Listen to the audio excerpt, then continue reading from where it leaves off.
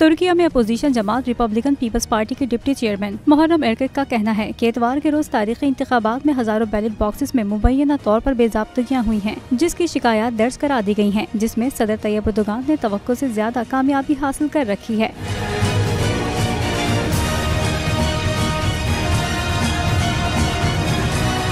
मुहर्रम एरकक ने मजीद बताया है कि सदारती इंतखाबात के लिए मुल्क भर में 2269 बैलेट बॉक्सेस और पार्लिमानी वोट के लिए 4825 पर बाज़ाब्ता तौर पर एतराज़ात उठाए हैं। हर बैलेट बॉक्स में गलत गिनती से सैकड़ों वोटों में बेजाब्तगियां देखी गई हैं। वाज़ेह रहे कि तुर्की के सदारती इलेक्शन में रजब तैयब एर्दोगान के मुखालिफ उम्मीदवार कमाल कलिचदारोग्लू ने 44.9% वोट हासिल करके टफ टाइम दिया, जिसको एर्दोगान के 20 साल इक़्तिदार के लिए सबसे बड़ा इंतखाबी चैलेंज समझा जाता है। तीसरे उम्मीदवार सिनान ओगन ने 5.17% वोट हासिल किए।